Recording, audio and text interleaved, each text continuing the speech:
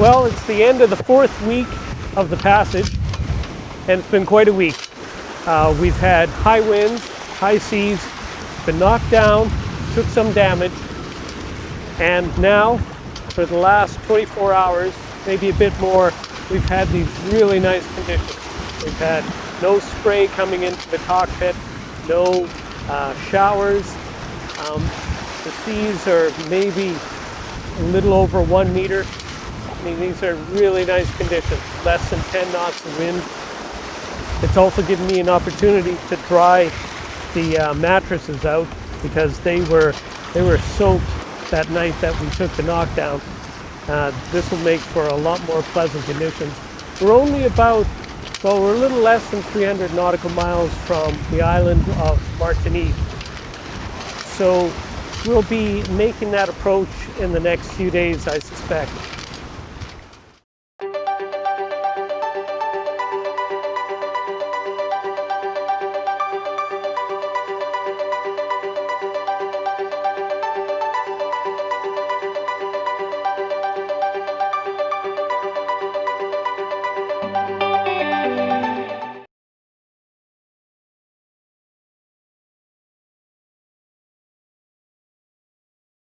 Okay, so now we're going to change up our water supply.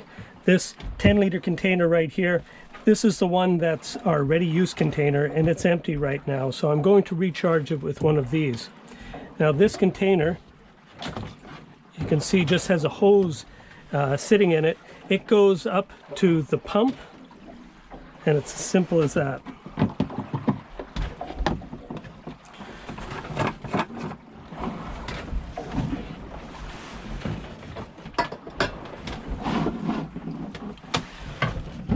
Then we untie these.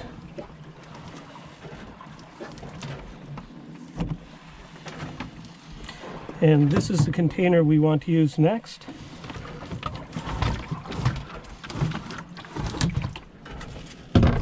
We're in a bit of a seaway here, so we don't want things to shift too much.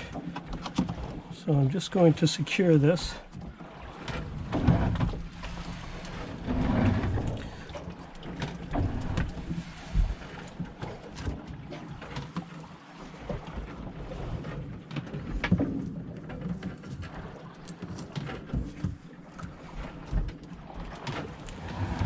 That'll hold.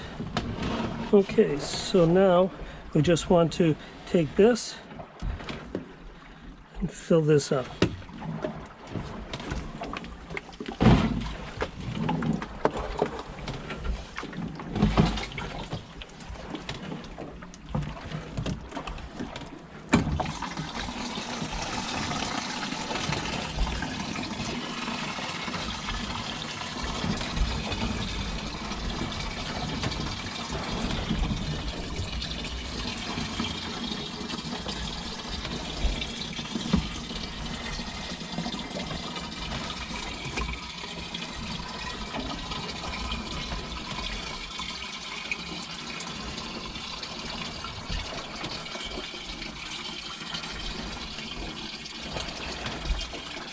Now I've been going through approximately 2 liters a day, which is what I had estimated beforehand.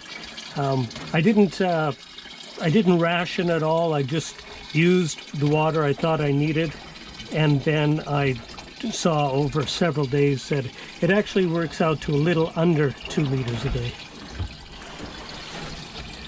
So that 2 liters a day, it's a great way to calculate how much water you need for a voyage.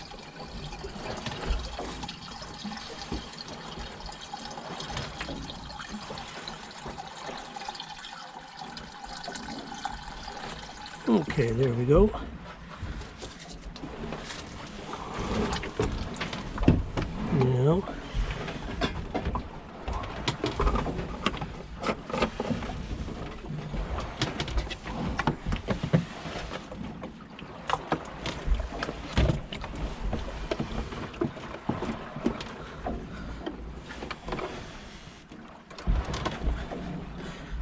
Now, we're back in business on the water side.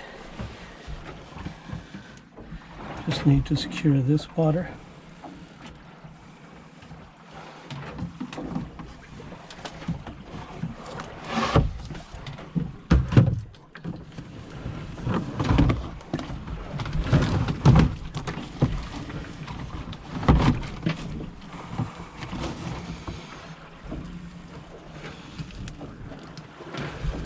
great thing about this system is that if you ever have any contamination, it's limited to a very small amount of water because everything is in so many different containers. I have, let's see, 4 right here of these 20 liters. Another one under the bunk, that's 5. 2 more under the hatch, 7. And then there are 2 more containers out in the cockpit lockers, 9.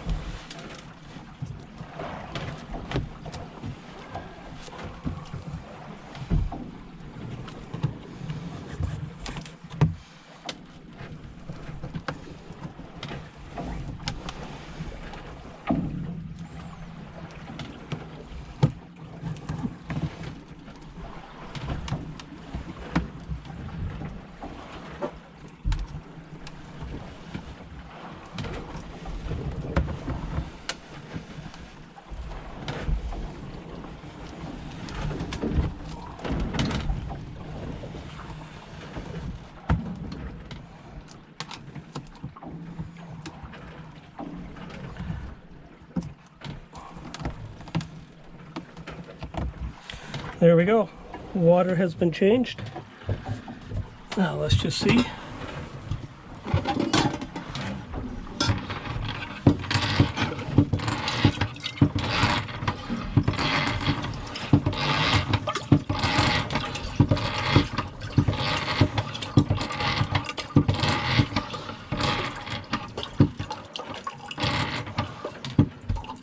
Time to start lunch.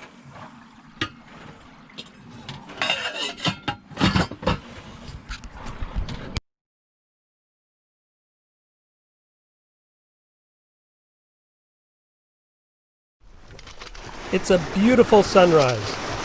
It's the 19th of January, and I'm just starting my 5th week at sea.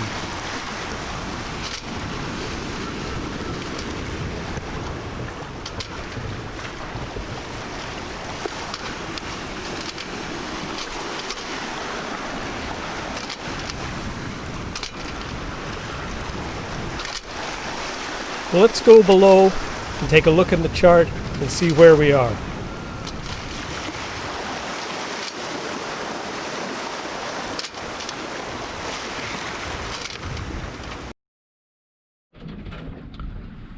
All right, so let's take a look at Wave Rover. So we're right here, and right where this blue dot on top of the black mast, that's Martinique. And this is just to get a perspective here. So we started up here in Canada, went to the Azores, down to the Canaries, and then we swung down near the Cape Verdes, and then over across the Atlantic to where we are now. So now we'll take a bit closer. So now the yellow line is the actual course we're making. The red line is the heading of Wave Rover right now, and it looks like it's all over the place, but that's because it's quite rough outside and we're being tossed around, and the GPS on this unit is very, very sensitive. So we're heading to this island right here, which is Martinique, and there's a little port down in the southwestern corner here called Marin, and we're heading there. We're 210 nautical miles from there right now. And if this wind keeps up, we should be there in just, well, a couple of days. But like I said, the wind has really picked up outside.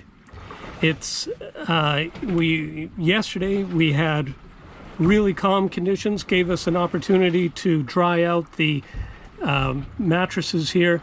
But today, the trade winds have filled in. We're back to about 20 knots. The seas are about 2 meters and they're building.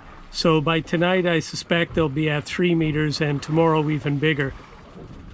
Right now we have a reefed head sail, and you can see by the speed up here that we're, well, it's all over the place, but we're averaging about 4.5 knots. So let's go outside now and we'll take a look at what the waves look like.